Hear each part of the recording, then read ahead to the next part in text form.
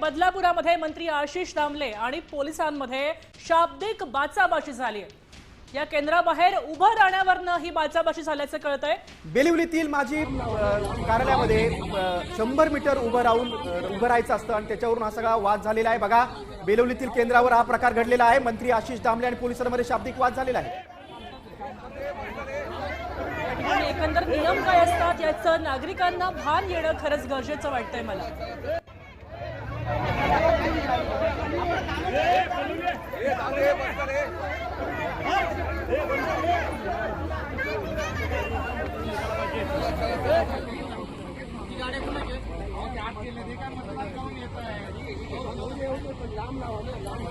आपण अधिक माहिती घेऊ। आमचे प्रतिनिधी मयुरेश कडव आपल्यासोबत फोनद्वारे जोडले गेले आहेत। मयुरेश, आशिष दामले आणि पोलिसांमध्ये वाद झालेला आहे, आपण दृश्य दाखवतो प्रेक्षकांना।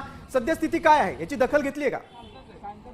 गिरीश, आज मतदानाचा पहिलाच दिवस आहे आणि कॅबिनेट दर्जाचं मंत्रिपद प्राप्त झालेले आशिष दामले जे आहेत ते बेलवलीतल्या महाराष्ट्र जीवन प्राधिकरणाच्या कार्यालयासमोर उभे होते। त्यावेळी पोलिसांनी त्यांना सांगितलं की तुम्ही या ठिकाणी उभं राहू नका, तुम्ही 100 मीटरच्या आतमध्ये आहात। आणि त्यांनी पोलिसांना विचारलं की 100 मीटरची लाईन कुठे आहे, आणि मुळातच ती लाईन आखलेली नव्हती, त्यामुळे त्यांच्यामध्ये शाब्दिक बाचाबाची झाली। मग आशिष दामले यांनी विनंती केली पोलिसांना की तुम्ही लाईन आखा, लाईन आखल्याशिवाय लोक बाहेर होणार नाहीत। आणि मग त्यानंतर पोलिसांनी ती 100 मीटरची लाईन आखली आणि मग हा वाद मिटलेला आहे। आता तो तिथे उभे राहण्यावरून वाद झालेला होता, आता हा वाद मिटलेला आहे। मयुरेश, तुम्ही सविस्तर माहिती दिलीत त्याबद्दल धन्यवाद।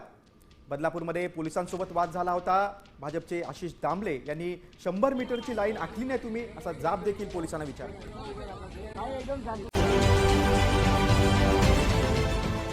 देश विदेशातील प्रत्येक घडामोडींचे लाईव्ह अपडेट मिळवण्यासाठी आता साम टीव्हीच्या सर्व सोशल मीडिया प्लॅटफॉर्मला लाईक, फॉलो आणि सबस्क्राईब करा। तसंच सर्व नोटिफिकेशनसाठी बेल आयकॉन प्रेस करायला विसरू नका।